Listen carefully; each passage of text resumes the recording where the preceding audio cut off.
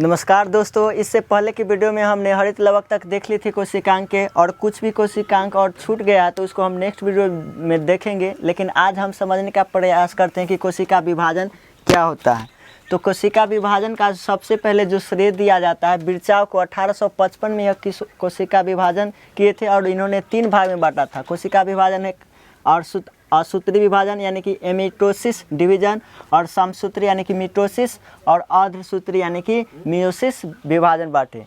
अब जान लेते हैं कि इसके खोजकर्ता के बारे में। तो समसूत्री विभाजन का जो खोज किए थे वाल्थेयर फ्लेमिंग ने 1879 में किए थे। और अर्धसूत्री विभाजन की बात करें तो अर्धसूत्री विभाजन का खोजकर्ता यानी कि खोज किए थे बीजमैन ने, और इनका शब्द जो दिया था अर्धसूत्री विभाजन ने जो शब्द दिया था फॉर्मर था मुरे ने। लेकिन इसका अर्धसूत्री विभाजन का जो है विस्तार पूर्वक जो अध्ययन किया था वो स्टारबर्गर ने किए थे। ठीक है, अब इसके अंतर हम बात कर लेते हैं कि असूत्री विभाजन जो होता है ना दोस्तों, यह अविकसित कोशिका में पाया जाता है। जैसे हमारा प्रोकैरियोटिक सेल हो गया, ठीक है, जैसे जीवाणु हो गया, नीलहरित शैवाल हो गया, ईस्ट हो गया, अमीबा हो गया, प्लाज्मोडियम हो गया, इस सारा के सारा में जो होता है यह क्या होता है, अविकसित कोशिका में पाया जाता है। तो आप कह सकते हैं कि जितना भी प्रोकैरियोटिक के अंतर्गत जो भी कोशिका आते हैं सब में कौन सा विभाजन होता है, तो असूत्री विभाजन होता है। अब बात करते हैं समसूत्री विभाजन के।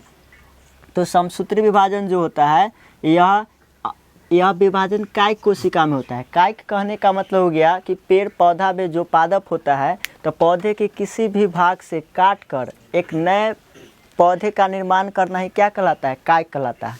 तो सिंपल रूप से हम कह सकते हैं कि यह जो कोशिका जो होता है विभाजन, उसमें क्या होता है, कायिक विभाजन होता है।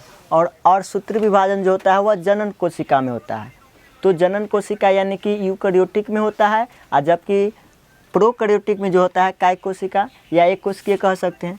ठीक है, तो हम समझ लेते हैं कि इसमें कायिक जनन होता है और इसमें कौन सा होता है, सिर्फ जनन कोशिका। जैसे शुक्राणु अंडाणु हो गया तो यह जनन कोशिका के अंतर्गत। हम लोग यानी कि मानव जो भी हो जाएगा यह क्या होता है, जनन कोशिका। हम सब जानते हैं कि जनन कोशिका जो होता है उसमें पूछ देगा कि बताइए कि जनन कोशिका जो होता है कौन सा विभाजन में, तो अर्धसूत्री विभाजन में। हम लोग जानते हैं कि गुणसूत्र की संख्या 46 होता है, तो 23 जोड़ा जो होता है 23 जोड़ा में बटा हुआ है।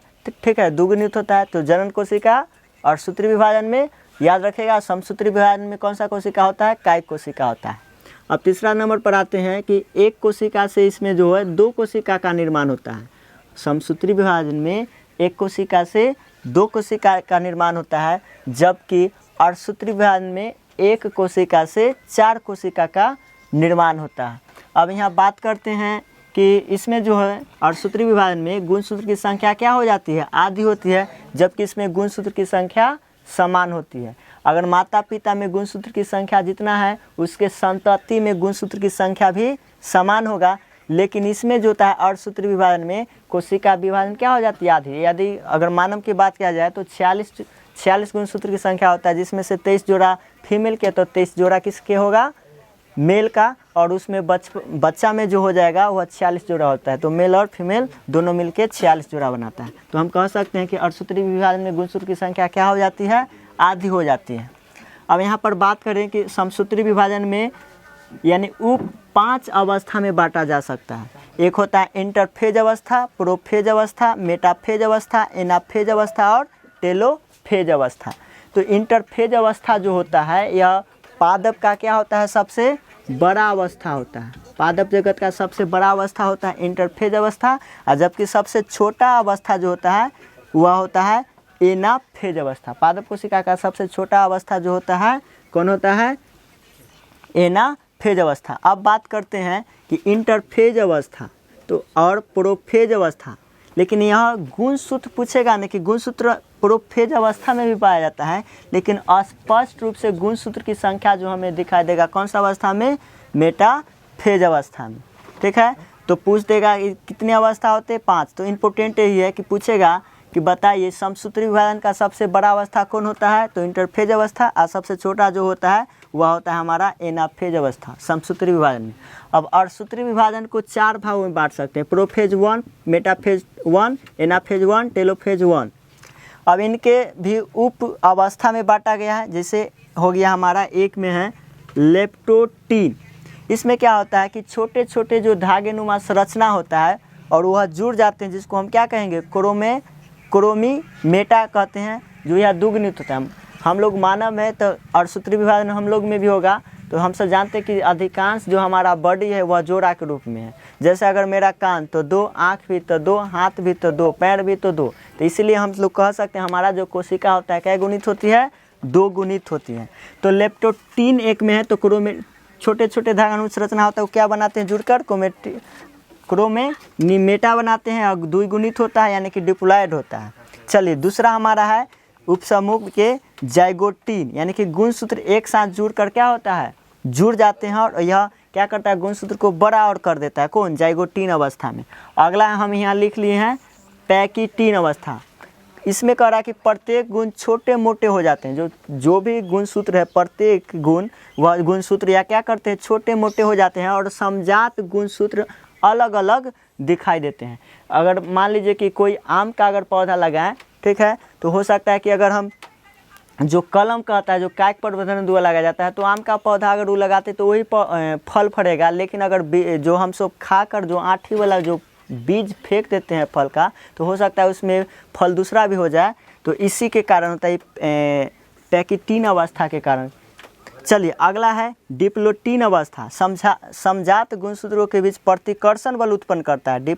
डिप्लोटीन अवस्था में जो है समजात गुणसूत्र के बीच क्या होता है, प्रतिकर्षण उत्पन्न होता है, जिससे क्रोमेटिन के खंड के बीच क्या होता है, अदला बदला कहने का मतलब क्रॉस हो जाता है। ठीक है, गुणसूत्र जो है क्रॉस हो जाता है, एक दूसरे के विपरीत हो जाती है, जिसको हम क्रॉसिंग ओवर कहते हैं। इसी क्रॉसिंग ओवर के कारण माता पिता से कुछ अलग बचपन जो बच्चा होता है वो अलग दिखता है। माता पिता किसी और तरीके रहेगा, ठीक है, लेकिन बच्चा जो इसमें गुण आएगा, बच्चा का गुण एकदम अलग हो जाता है। तो इसी कारण जो होता है डिप्लोटीन अवस्था के कारण, क्रॉसिंग अवस्था के कारण जो माता पिता जो संतति है उससे बिल्कुल भिन्न बच्चों में आ जाता है। तो कभी कभी देखिएगा कि माता पिता अगर किसी का अच्छा है, मतलब दिखने में अच्छा सुंदर है, लेकिन उसका जो है बेढंग यानी कि खराब बसुत क्या कहते हैं, यानी कि अलग बच्चा दिखाई देता है। चलिए अगला जो है हमारा डाइकोनिस अवस्था, यानी केंद्रक कला और केंद्रिका इसमें क्या होते हैं, लुप्त हो जाते हैं और तुर्क धागे का निर्माण हो जाता है। तो इसका एक स्क्रीनशॉट ले लीजिए, इसके आगे देखते हैं। चलिए आज अब हम बात करते हैं कि जंतु कोशिका और पादप कोशिका में अंतर जान लेते हैं। हमने एक फिगर ड्रॉ किया है, देखिए हम जंतु कोशिका इधर बांटते हैं और पादप कोशिका को इधर, और जो दोनों कोशिका में पाया जाता है उसको हम बीच में करते हैं। जैसे जंतु कोशिका का जो आकार होता है वह गोल होता है और स्मॉल होता है, और पादप कोशिका का आकार जो लार्ज यानी कि चौकोर होता है। बस यह गोल होता है, ये क्या होता है, चौकोर। जंतु कोशिका गोल होता है और पादप कोशिका चौकोर होता है।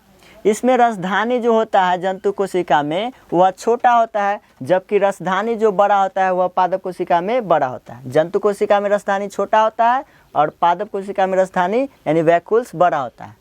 अब बात करते हैं कि इसमें जो है जंतु कोशिका में सिर्फ सिलिया और फ्लेजला, केवल सिलिया और फ्लेजला जो है सिर्फ जंतु कोशिका में पाया जाता है, और लाइसोसोम भी केवल जंतु कोशिका में पाया जाता है।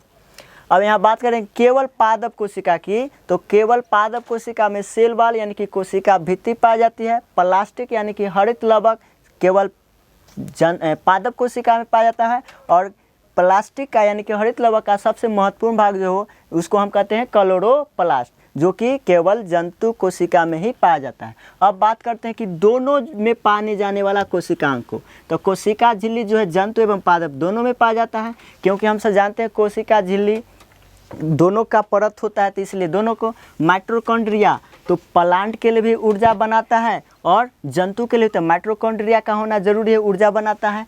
राइबोसोम जो होता है दोनों में तो 80S प्रकार के राइबोसोम पाया जाता है दोनों में। गोल्गी बॉडी ऊर्जा पहुंचाने का काम करता है, इसीलिए दोनों में पाया जाता है। केंद्रक दोनों में पाया जाता है। यहाँ हालांकि बात कर लें सेंट्रोसोम यानी कि तर्काय, तो तर्काय सिर्फ जो है केवल छोटे छोटे पादप में पाया जाता है, लेकिन सामान्यतः जो है सेंट्रोसोम अधिकांश वह जंतु कोशिका में ही पाया जाता है। तो हम लोग समझ लिए जंतु और पादप कोशिका में अंतर। चलिए इस वीडियो में इतना ही, अब मिलते हैं नेक्स्ट वीडियो में। जय हिंद।